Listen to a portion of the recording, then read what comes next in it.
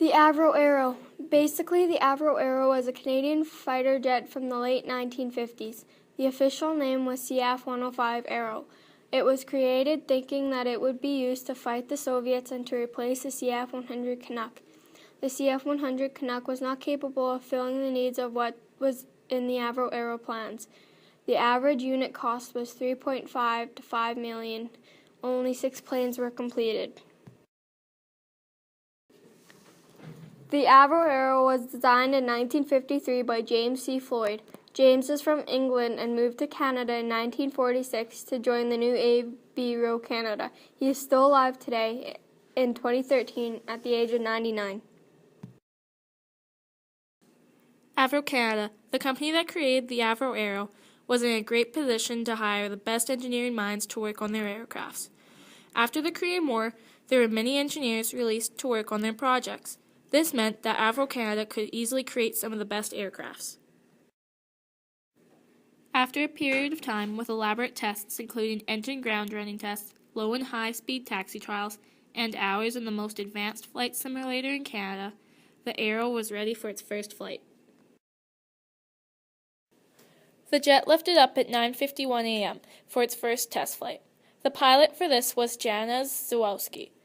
Jan is from Russia and was 89 years old when he died in 2004.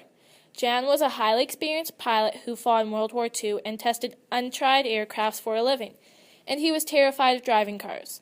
At barely halfway down the runway, Zawalski requested the aircraft to close in and check on the nose wheel landing gear door because the safety light in the cockpit was on, which indicated it was open. It turned out that everything was fine.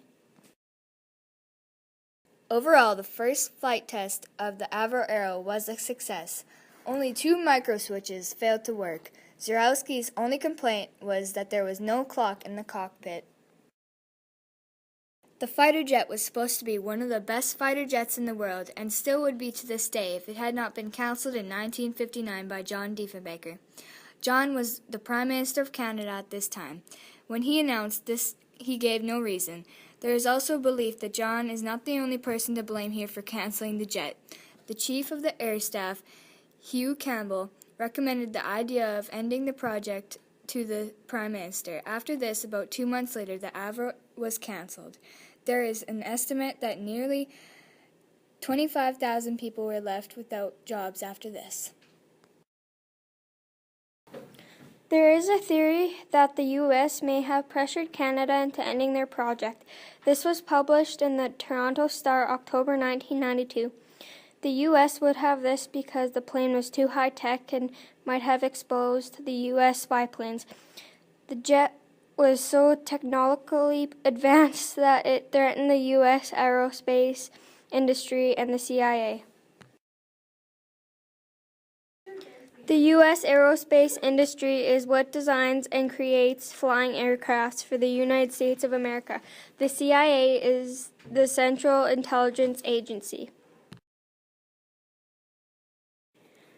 There are rumors that say that one of the arrows were stolen and hidden, possibly in the bottom of Lake Ontario.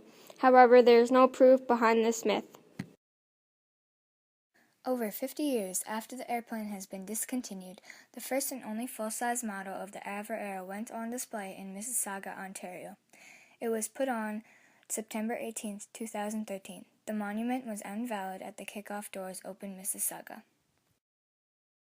In 2013, the idea of bringing back the Avro Arrow was introduced and denied. The current Prime Minister at the time, Stephen Harper, has rejected the proposal because of the cost to create the jets. It would cost nearly $25 billion to produce them again. No matter what the Prime Minister has said yes or no to, the Canadian public is still interested in the Avro Arrow and will continue to be until a better fighter jet is created. Russell Insinger believes that the Avro Arrow should definitely not be made again. Russell is a political scientist by training who has started researching the Avro Arrow when he wrote his master's in political studies at the University of Saskatchewan. Since then, Russell has continued to research and write on the Avro Arrow. He explains that people who prospered the idea was a company in Ontario who did not know much about high-tech aircraft programs. It was not possible to simply take a 1950s design and recreate it up to date in the 21st century. The F-35 could fly rings around the Avro Arrow. Designing a new Avro would cost just as much or maybe even more than the F-35. This would be worth starting from scratch. If a new jet was created, it would be completely different and just have the same name as the Avro Arrow. As well, Canada could not afford this. It is debatable whether or not the United States can even afford this type of thing anymore.